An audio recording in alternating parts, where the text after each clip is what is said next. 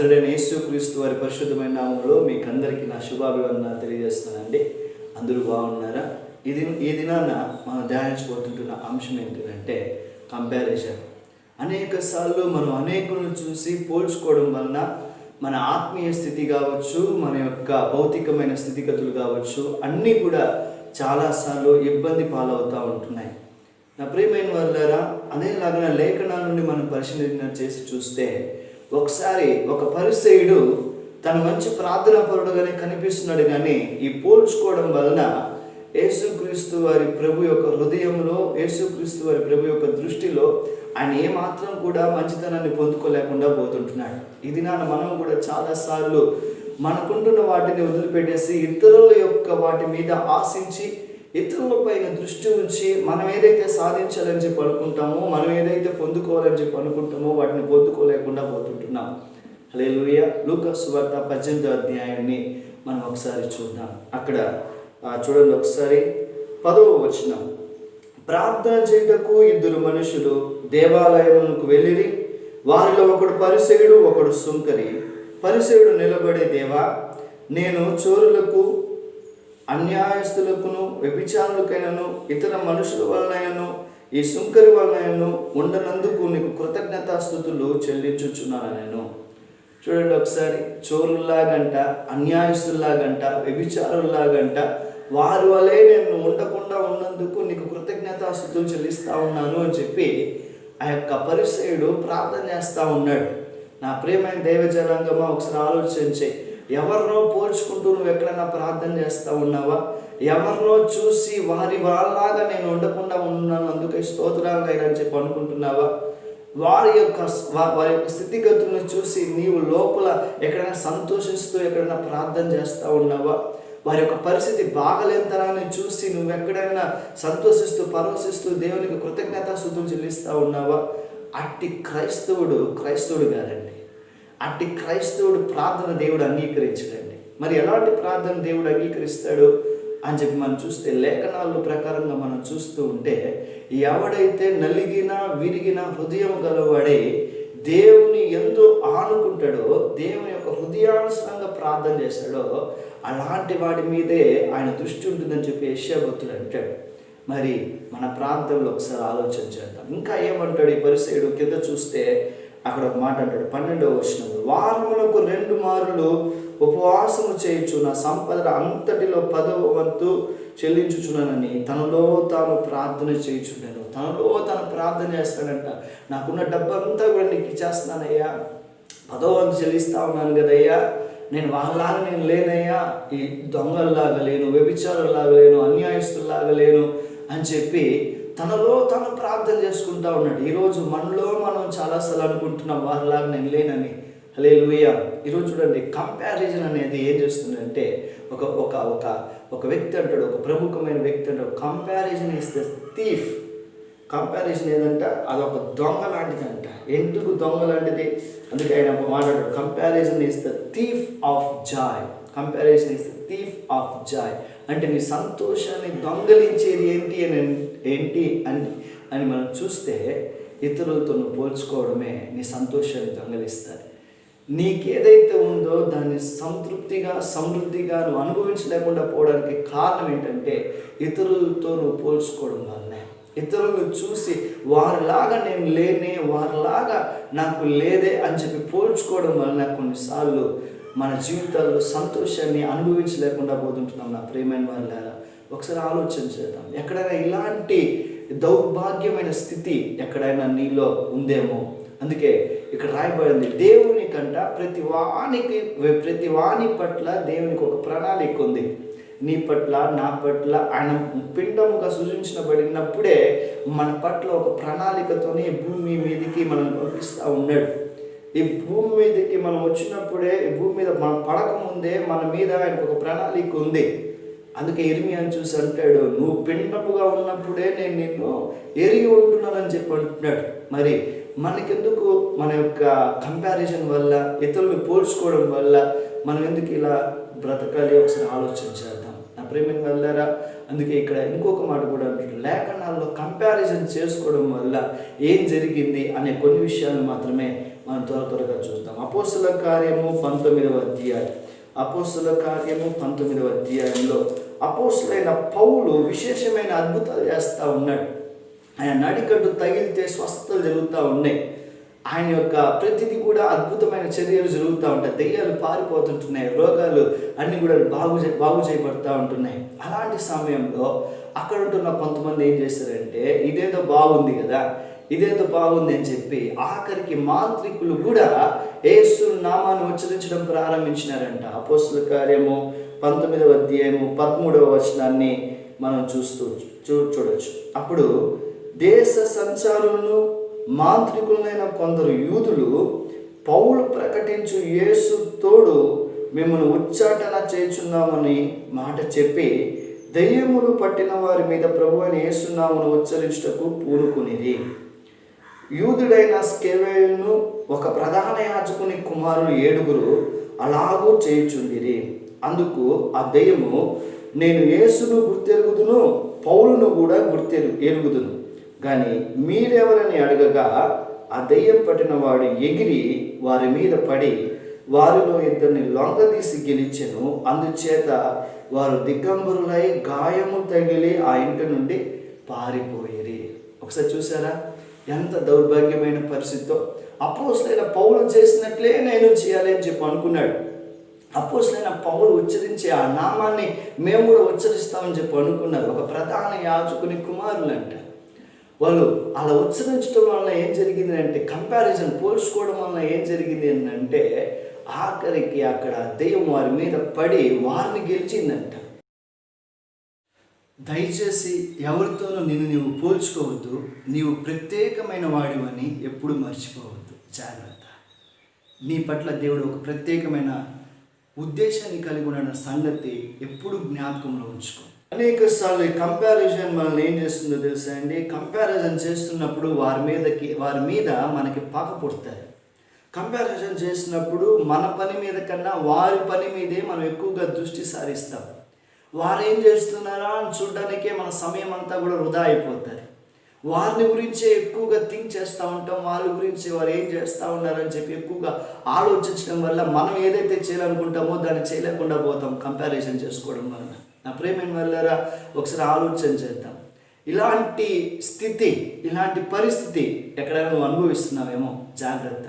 ఎవరినో ఇతరులను చూసుకుంటూ, ఇతరులను పోల్చుకుంటూ, వాడు సంపాదించినంత నేను సంపాదించలేకుండా పోతుంటున్నానే, వాడిలాగా నేను ఉండలేకుండా పోతుంటున్నానే, వారు వేసిన దుస్తులు నాకు లేవే, వాళ్ళలాంటి పరిస్థితి నాది కాదే అని చెప్పి ఎక్కడన్నా కంపారిజన్ చేసుకుంటూ నీకు ఉన్నదాన్ని అనుభవించలేకుండా, ఎక్కువగా నీ పనిని నువ్వు ముందుకు సాగించకుండా వారి పని మీద ఎక్కువగా దృష్టి ఉంచి ఎక్కడన్నా దేవునితో గడపాల్సిన సమయాన్ని కూడా ఎక్కడన్నా దూరం అయిపోయావేమో ఒకసారి ఆలోచించి. నా ప్రియమైన వాళ్ళారు, అందుకే ఇక్కడ ఒక మాట సెలవిస్తూ ఉంది.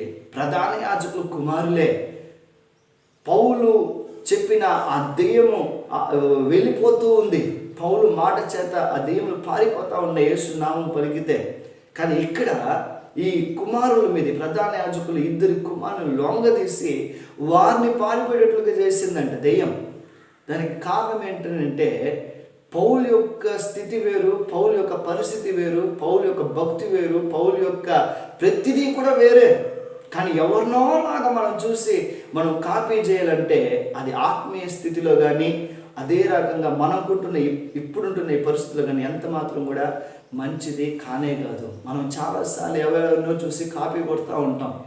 చిన్నప్పుడు మనం ఎగ్జామ్స్లో కాపీ కొట్టినట్లుగా, చిన్నప్పుడు మనం ఏదో చేసినట్లుగా ఇప్పుడు కూడా చేయాలని చెప్పి అనుకుంటే అది చాలా నీచమైన పరిస్థితి. అందుకే ఇక్కడ ఏమని చెప్పంటాడంటే, దేవుడు నీకంటూ ఒక ప్రణాళిక ఉంది. దేవుని పైన నువ్వు ఆధారపడడం నేర్చుకుంటే ఆ ప్రణాళిక ఏంటో తెలుస్తుంది. దేవుని పైన నువ్వు ఆనుకొని, అయ్యా నువ్వు నా మీద నా కొరకు ఏమి దాచి ఉంచావు అని చెప్పి అడగగలిగితే ఆ దాచి ఉంచిన వాటిని నువ్వు పొందుకోగలుగుతావు. దేవుని పైన దేవునితో గంటలు ధరపడి కనిపెట్టి దాన్ని పొందుకుంటే అది ఎంత మంచి ఆశీర్వాదకరమో తెలుసా. కానీ ఈ దినాల్లో అందరూ నేను వాళ్ళలాగైపోవాలి, వీళ్ళలాగైపోవాలి, నేను వాళ్ళు చేసినట్టు చేయాలి, వీరు చేసినట్టు చేయాలి, నాకు కూడా అంతమంది కావాలి, ఎంతమంది కావాలి అని చెప్పి ఎక్కడికెక్కడికో ఏమేమో ఆలోచనలు కలిగి ఏదో ప్రయాసపడి ఆఖరికి ఏది సాధించలేక చితకిలి పడిపోతూ ఉన్నారు. ఒకసారి ఆలోచన చేద్దాం నా ప్రియమైన వాళ్ళారా. నీవు కూడా గొప్ప సేవకులను వెంబడించడం మంచిదే. వారు చేయాలని చెప్పి అనుకుంటున్న ఆ పరిచయం నువ్వు కూడా కలిగి ఉండాలని చెప్పి ఉద్దేశం మంచిదే. కానీ దేవుడు నీకంటూ ఏర్పాటు చేసిన ఆ పరిచర్య విషయమై నీ భారం ఏంటి? దేవుడు నీకంటూ చేయాలని చెప్పి అనుకుంటున్నాడే, ఆ యొక్క ఉద్దేశాలు నెరవేర్చకుండా ఎక్కడన్నా పడిపోతుంటున్నావేమో జాగ్రత్త. దేవుడు నీ మీద ఉంచాడే ఒక అద్భుతమైన ప్రణాళిక. ఆ ప్రణాళిక జరిగించుకోకుండా నీవే ఎక్కడన్నా ఆటంకంగా ఉన్నావేమో జాగ్రత్త. ఒకసారి ఆలోచించే. చాలామంది వారి యొక్క వివాహ జీవితాల్లో కూడా ఇలాంటి పరిస్థితులు ఏర్పడుతూ ఉంటాయి. చదువుల్లో కూడా ఇలాంటి పరిస్థితులు ఏర్పడుతూ ఉంటాయి. కనుక నా ప్రియమైన వాళ్ళారా, ప్రతి వారి పట్ల ఒక గొప్ప ఉద్దేశం దేవుడు కలిగి ఉన్నాడు. ఆ ఉద్దేశాన్ని ఆ ఉద్దేశాన్ని ఎవరు కూడా చెరపలేరు. ఆ ఉద్దేశాన్ని ఎవరు కూడా ఆపలేరు. దావీదు పట్ల దేవునికి ఒక ఉద్దేశం ఏంటంటే రాజుగా చూడాలని. దావీదు ఒక తండ్రి ఏమో గొర్రెలు కాచుకోవడానికి పంపిస్తే, దేవాది దేవుడేమో నువ్వు గొర్రెల దగ్గరగా నాయన ఉండాల్సిందే, నువ్వు నా మనుషుల్ని చూసే రాజుగా, నా మనుషులకి, నా ప్రజలకి ఒక న్యాయాధిపతిగా రాజుగా నువ్వు ఉండాలని చెప్పి దేవుని యొక్క ఉద్దేశం. ఈరోజు మన జీవితాల్లో కూడా కొన్నిసార్లు ఇలాగనే ఉంటాయి. మనమే ఏదో అనుకుంటాము, కానీ దేవాది దేవుని యొక్క ఉద్దేశాన్ని మన జీవితంలో నెరవేర్చడానికి నువ్వు చోటు ఇస్తే, నీ హృదయంలో కాస్త చోటు దేవునికి ఇచ్చి నీవు ఆయనతో గంట తరబడి కనిపెట్టి ప్రార్థన చేయగలిగితే, నిన్ను సరిచేయడానికి, నీ యొక్క స్థితిగతుల్ని మార్చడానికి, నిన్ను బాగు చేసి నీలో తన ప్రణాళికని నెరవేర్చుకోవడానికి ఆయన సమర్థుడుగా ఉన్నాడండి. ఆమెన్. కాబట్టి దయచేసి ఇతరులతో ఎప్పుడు మనం పోల్చుకోకూడదు. ఇతరులను చూసి మనం ఎప్పుడు కూడా ఈర్ష్య చెందకూడదు. గలతీయులకు రాసిన పత్రికలో ఒక మాట అంటారు, ఇంగ్లీష్లో చాలా బాగుంటుంది అన్నమాట. Without comparing your self to others. అంటే ఇతరులతో నువ్వు ఏమాత్రం పోల్చుకో. నువ్వు చేస్తున్న పనిని నువ్వు కరెక్ట్గా పరీక్షించుకో. నీ భారము నీవే మోయి అని చెప్పి అంటాడు భక్తుడు. కనుకనే నువ్వు ఎక్కడన్నా ఇతరులతో పోల్చుకుంటూ నీ ఆత్మీయ జీవితం ఎక్కడైనా దిగజారిపోయిందేమో ఒకసారి పరీక్షించుకో. ఇతరులతో పోల్చుకుంటూ నీ సహజీవనం ఎక్కడన్నా దేవునితో చెడిపోయిందేమో ఒకసారి జ్ఞాపకం చేసుకో. ఎక్కడన్నా పోల్చుకోవడం వల్ల ఈర్ష్య, ద్వేషము, కోప, పగ ఇలాంటివన్నీ ఎక్కడన్నా నీ హృదయంలో నాటుకుపోయామో ఒకసారి జ్ఞాపకం చేసుకో. అలాంటి స్థితి ఏదైనా ఉంటే దేవుణ్ణి అడుగు. అందుకే ఆ యొక్క పరిసయ్యుని చూసి దేవుడు, ఆ సుంకరుని పరిసయ్యుని చూసి దేవుడు అంటాడు. అక్కడ ఒక మాట, అద్భుతమైన మాట రాయబడింది. చూద్దాం ఒకసారి. లూకా సువార్త 18వ అధ్యాయము. అక్కడ సుంకరు వచ్చి ప్రార్థన చేస్తూ ఉన్నాడు. సుంకరి ప్రార్థన చూద్దామా ఒకసారి. సుంకరి ప్రార్థన చూడండి ఒకసారి. 13వ వచనం. అయితే సుంకరి దూరముగా నిల్చుండి ఆకాశం వైపు కనులెత్తికైన ధైర్యము చాలక రొమ్ము కొట్టుకొంచు, దేవా పాపిన నన్ను కరుణించమని పలికెను. అతని కంటే ఇతడు నీతిమంతుడుగా తీర్చబడతా, ఇంటికి వెళ్ళని మీతో చెప్పుచున్నాను. ఆమేన్. కాబట్టి ఆ సుంకరంట దూరంగా నిలబడి నేను పాపినని చెప్పి రొమ్ము కొట్టుకుంటా ఆకాశంకి కళ్ళెత్తడానికి కూడా ధైర్యం చాలకుండా ఉన్నాడంట. ఎవరు నీతిమంతుడిగా తీర్చిపడ్డాడు తెలుసా? కంపారిజన్ చేసేవాడు కాదండి, తను తాను తగ్గించుకొని కన్ఫెస్ చేసేవాడే నీతిమంతుడిగా ఎంచబడ్డాడు. ఈరోజు కన్ఫెషన్ అంటే నోటి ద్వారా నేను పాపం చేశాను, నేను నీ రక్తం చేత నన్ను కడుగు నాయనా, నా అతిక్రమం కడుగు, నా యొక్క ప్రతి మార్గాన్ని నేను ఒకసారి సరిచేయి అని చెప్పి ఎప్పుడైతే నీ నోటి ద్వారా కన్ఫెస్ చేస్తావో, ఆ కన్ఫెషన్ నేను ఏం చేస్తుందంటే నీ పాపములంతటినీ కూడా ఆయన రక్తము చేత కడగబడడానికి ఒక మార్గాన్ని తెరుస్తుంది. నా ప్రియమైన వాళ్ళారా, కంపారిజన్ వద్దు. ఇతరులతో పోల్చుకోవడం కాదు, ఇతరులను చూసి వాళ్ళలాగా నేను మారాలి అని చెప్పి అని కాదు, మారాలి అని చెప్పి అనుకోవడం మంచిది. అక్కడెక్కడన్నా లోపల నీ పట్ల దేవుడిని కలిగి ఉంటున్న ఉద్దేశం ఎక్కడన్నా నెరవేరకుండా పోతుంటుందేమో ఒకసారి ఆలోచన చేయి. కనుకనే ఇక్కడ అంటాడు, ఆ సుంకరి అలా కూర్చొని ప్రార్థన చేస్తాను, నేను పాపినయ్యా, ఆకాశం వైపు కన్నెత్తుడికి కూడా ధైర్యం చాలేదంట, ఆ మందిరం లోపలికి రావడానికి కూడా ధైర్యం చాలేదంట. ఒకసారి ఆలోచన చేయండి, సుంకరి ప్రార్థన ఎలాంటి ప్రార్థన. ఈనాడు అలాంటి ప్రార్థన మనం చేస్తూ ఉన్నామా? ఈనాడు అలాంటి తగ్గింపబడిన స్వభావం మనకున్నదా? ఒకసారి ఆలోచన చేద్దాం. నా ప్రియమైన వాళ్ళారా, కంపారిజన్ కాదు మనకు ఉండాల్సింది, కన్ఫెషన్ మనకు ఉండాలి. మనం ఏదైతే ఒక చిన్న పొరపాటు చేసినప్పుడు వెంటనే దేవుని దగ్గరికి వచ్చి అయ్యా నన్ను క్షమించు అనే ఒక ఒప్పుకోలు ప్రార్థన మనకు ఉండాలి. ఆ ఒప్పుకున్న ప్రార్థన మనం చేసినప్పుడే దేవుడు మనం నీతిమంతులుగా ఎంచుతాడు. అందుకే ఇక్కడ రాయబడింది, ఇద్దరిలో ఎవరు నీతిమంతులుగా తన ఇంటికి వెళ్ళారని అంటే, ఎవరైతే తన పాపములు ఒప్పుకున్నారో, ఎవరైతే 10 సార్లు అయ్యా రొమ్ము కొట్టుకొని ప్రార్థన చేశారో, ఆ రొమ్ము కొట్టుకొని ప్రార్థన చేసి తన పాపములు ఒప్పుకున్న వ్యక్తి నీతిమంతునిగా తీర్చబడి ఇంటికి వెళ్ళినాడంట. ఆమేన్. ఆ మొదటగా ఉంటున్న ఆ పరిసయ్యుడు ఎలా ఉన్నాడనంటే, అంతటినీ చూపించుకుంటున్నాడు. చోరుల్లాగా నేను లేను, అన్యాయస్తుల్లాగా నేను లేను, వ్యభిచారుల్లాగా నేను లేను, వారిలాగా లేను, వీరిలాగా లేను అని చెప్పి కనపరుచుకుంటున్నాడు. ఆ తర్వాత అంటున్నాడు, వారానికి నేను ఉపవాసం ఉంటా ఉన్నా, దశమ భాగం చెల్లిస్తా ఉన్నా. ఈనాడు ఇలాంటి వాళ్ళు ఎక్కువైపోతా ఉన్నారు. ఎలా ఉంది నీ ఆత్మీయ స్థితి అని చెప్పి ఉన్నాను అడిగామనుకోండి, పాస్టర్ గారు బాగుందండి అంటారు, అంతే, అంతతో నిలబరు. నేను వారంలో ఎన్నిసార్లు ఉపవాసం ఉంటున్నాను తెలుసా అండి, అట్లా అని చెప్పి ఏదేదో సెల్ఫ్ డబ్బాలు. ఈ డబ్బాలు కొట్టుకునే వాళ్ళంతా కూడా ఏమైపోతారనంటే నీతిమంతులుగా తీర్చిపడరు. కానీ ఈ సుంకరి ప్రార్థన ఎలా ఉందంటే, అలాగనే కన్ఫెస్ చేస్తాను, నా పాపం అంతా ఒప్పుకుంటున్నానయ్యా అని చెప్పి. నా ప్రియమైన వాళ్ళ ఒకసారి ఆలోచించి, దేవుడు నీ పట్ల ఒక ప్రణాళిక కలిగి ఉన్నాడు. ఆ ప్రణాళికకి దయచేసి నీవే ఒక ఆటంకంగా ఉండొద్దు, నీవే దానికి అడ్డుగా తగలొద్దు. నీ పట్ల ఆ ప్రణాళిక నెరవేర్చబడాలని అంటే దేవునికి చోటి, దేవుని సన్నిధానంలో కూర్చొని మోకరించి, నా పట్ల నీ ప్రణాళిక ఏంటయ్యా అని చెప్పి దేవుని బ్రతిమలాడుకోవడం నేర్చుకో. నా పట్ల నువ్వు ఏ ఉద్దేశం కలిగి ఉంటున్నావు, ఆ ఉద్దేశాన్ని నెరవేర్చినాయినా అని చెప్పి ఆయన సముఖంలో కూర్చొని ఆ ఉద్దేశాన్ని నెరవేర్చగలిగిన దేవుని వైపు చూస్తూ విలపించు. అది నీకు క్షేమం, నీకు మాత్రమే కాదు, అనేకులకి అది ఆశీర్వాదం. నీ ద్వారా అనేకులు ఆశీర్వాదం పొందుకుంటారు. నీ ఒక్కడి కారణంగా అనేకులు దేవుని రాజ్యానికి నడిపించబడతారు. నీ ఒక్కరి కారణంగా దేవుడు అనేక మంది జీవితాల్లో అద్భుతం చేస్తాడు. అలా కాకుండా నా ఇష్టానుసారంగా నేను ఉంటాను, వారిని పోల్చుకుంటాను, వీరిని పోల్చుకుంటాను, వారిలాగా నేను ఉంటాను, వారిలాగా నేను అయిపోతాను, వారిలాగా నేను మారాలి అని చెప్పి అనుకున్నామంటే నాశనం ఎవరికో తెలుసా? వారికి కాదు కానీ నీకే నాశనం. ఎందుకో తెలుసా? వారి ప్రణాళిక చొప్పున వారు దేవుడు వారికి ఇచ్చిన ప్రణాళిక చొప్పున వారు నడుస్తూ వెళ్తున్నారు. కానీ నీకు ఆ ప్రణాళిక కాదు. నీపైన ఉంటున్న ఉద్దేశం అది కాదు. నీపైన ఉంటున్న ఉద్దేశము వేరే. కనుక ఒకసారి ఆలోచన చేద్దాం. కనుక మనమందరూ ఒక పరీక్ష చేసుకోవాలంట. గలతీయులకు రాసిన పత్రిక 6వ అధ్యాయంలో 4-5 వచనాలని మనం ఒకసారి చదువుదాం. గలతీయులకు రాసిన పత్రిక చూద్దాం ఒకసారి.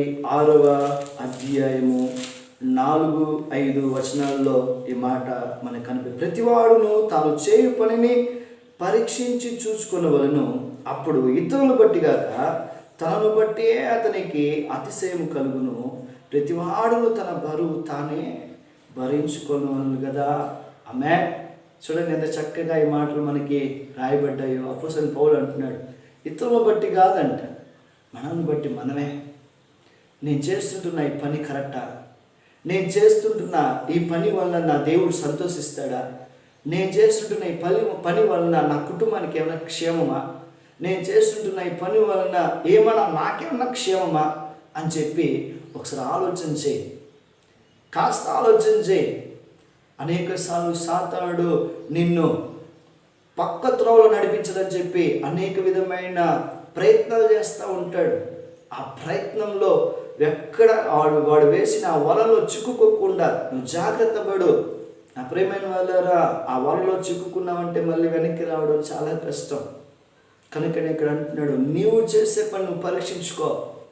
నువ్వు ఏదైతే చేయాలని చెప్పి అనుకుంటున్నావో ఆ పనిని పరీక్షించి చేయని చెప్పి అంటున్నాడు అపోస్తలుడైన పౌలు. ఈరోజు నాకును ఒక హెచ్చరిక ఏంటినంటే, మనం ఏదైతే చేస్తూ ఉన్నామో అది ప్రభుకి ఇష్టానుసరంగా ఉందా? మనం ఏదైతే మాట్లాడుతున్నామో అది ప్రభుకి ఇష్టానుసరంగా ఉందా? నీ కంటి చూపు ప్రభుకి ఇష్టానుసరంగా ఉందా? పరీక్షించు. నీ హృదయం పరీక్షించుకో. నీ హృదయం పరీక్షించుకొని దేవాది దేవుడు నేను ఎక్కడ నడిపిస్తున్నాడో, ఆయన ఒక ప్రణాళిక ఏంటో, ఆయనకు ఉద్దేశాలు ఏంటో దాని ప్రకారం నడవడానికి సమభూమిపై నన్ను నడిపించిన ఆయన అని చెప్పి దావీదు ప్రార్థన చేసినట్లుగా దావీదు అంటాడు. 143వ కీర్తన 10వ వచనాన్ని మనం ఒకసారి చూద్దాం 143వ కీర్తన. అక్కడ దావీదు చూడండి ఎంత చక్కగా ప్రార్థన చేస్తాడో. 10వ వచనంలో ఒక మాట అంటాడు దావీదు గారు, నీవే నా దేవుడు, నీ చిత్తానుసారముగా ప్రవర్తించుటకు నాకు నేర్పుము, దయగల నీ ఆత్మ సమభూమి గల ప్రదేశమందు నన్ను నడిపించును కాక. నీ ఆత్మ నన్ను సమభూమి గల ప్రదేశంలో నడిపించాలయ్యా అని చెప్పి దావీదు ప్రార్థన చేస్తాడు.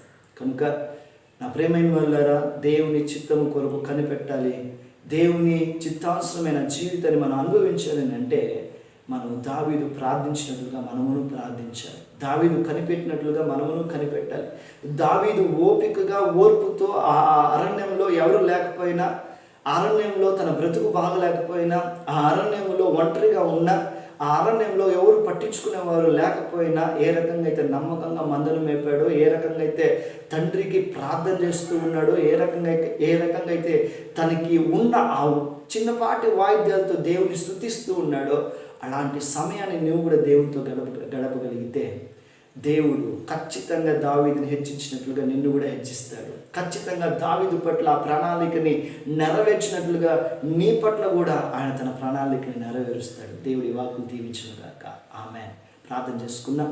మహాపరిశుద్ధుడా, ఇదిగో నాయనా, ఇది నాన్న మాతో మాట్లాడినందుకు స్తోత్రం. అవును ప్రభువా, అనేక సార్లు ఇతరులను మేము పోల్చుకోవడం వలన మా ఆత్మీయ జీవితంలో మేము అనేక సార్లు వెనక్కి వెళ్ళిపోయి ఉంటున్నాం తండ్రి, తగ్గిపోయి ఉంటున్నాం. మమ్మల్ని క్షమించండి.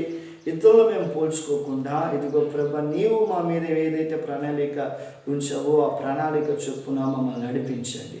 మీరు అట్టి కార్యాలు మా జీవితాల్లో జరిగించండి అయ్యా. ఇదిగో దావీదు పట్ల నీకు ఒక ప్రణాళిక, ఒక ఉద్దేశం ఉంది. ఇర్మియా పట్ల నీకు ఒక ఉద్దేశం ఉంది. మోషే పట్ల ఒక ఉద్దేశం ఉంది. అదేలాగా మా పట్ల కూడా ఒక ఉద్దేశం కలిగి ఉన్నావు. అందుకే వందనాలు చెల్లించుకుంటున్నాం. ఆ ఉద్దేశాలకి అయ్యా మేము ఎక్కడ ఆటంకంగా మేము ఉండకూడదు. ఆ ఉద్దేశాలు జరగకుండా మేము ఎక్కడ అడ్డుగా ఉండకూడదు అయ్యా. తను మీ ఉద్దేశాలు మాలో నెరవేర్చబడ్డానికి మేము కూడా దావీదులాగా స్తుతించాలి. దావీదులాగా ఒంటరిగా ఉన్నప్పుడు ఆ సమయాన్ని వినియోగించుకోవాలి. దావీదులాగా ఆ స్థలంలో కూడా ఒంటరిగా ఉంటున్న స్థలాల్లో మేము నమ్మకంగా ఉండాలి. అలాంటి నమ్మకత్వము, అలాంటి స్తుతించగలిగిన హృదయము, అలాంటి ప్రభా నిన్ను ప్రేమించగలిగిన హృదయము మాకు దయచేసి మమ్మల్ని కూడా నీ సేవలో వాడుకొనమని, మమ్మల్ని కూడా ప్రభా నీ చిత్తానుసారంగా నడిపించమని యేసు నామములో అడుగుచున్నాము పరమ తండ్రి. ఆమేన్. అందరికీ వందనాలు.